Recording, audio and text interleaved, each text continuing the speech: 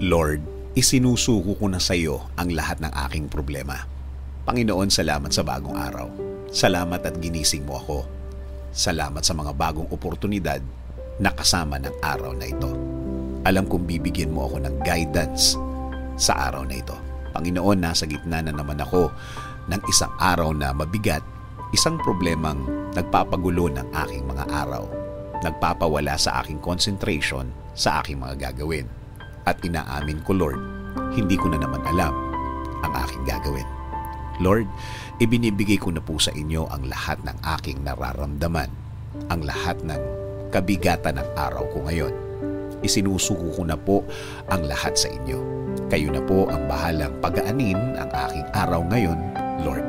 Alam ko, Lord, na kapag kasama ko kayo, magiging okay ang lahat. Magiging maayos ang lahat. Maraming beses mo na akong natulungan. Maraming beses mo na akong binigyan ng kasagutan sa bawat problema na dumadating sa aking buhay. Bigyan mo ako ng direksyon ang aking araw ngayon, Lord. Ilagay mo po sa aking buhay ngayon ang mga kasagutan sa aking problema. Ilagay mo po sa aking buhay ang mga tamang tao na magdadala sa akin sa tamang sitwasyon. Ibigay mo sa akin ang mga tamang oportunidad. Ibigay mo sa akin ang mga bagay na sasagot at magbibigay solusyon sa aking araw. Lagyan mo ng mga tamang impluwensya ang aking buhay.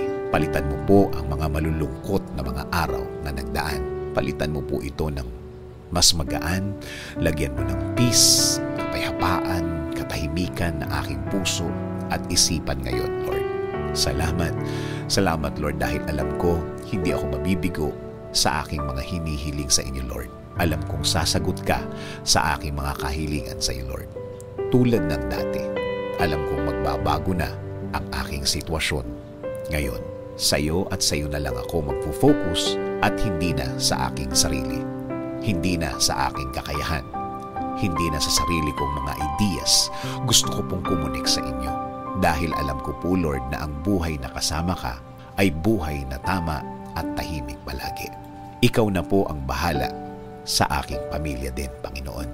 Gawin mo silang safe palagi. I-bless mo din sila. Ilagay mo sila sa tamang pamumuhay at gawin mo ding safe ang kanilang araw-araw.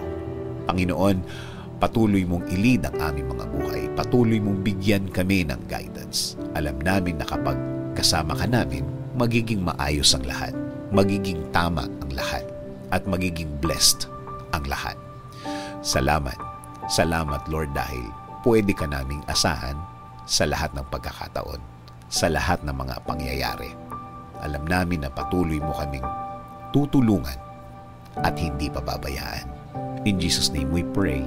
Amen. Sabi nga sa Proverbs 3:5-6, trust in the Lord with all your heart and lean not on your own understanding. In all your ways, acknowledge Him, and He shall direct your paths.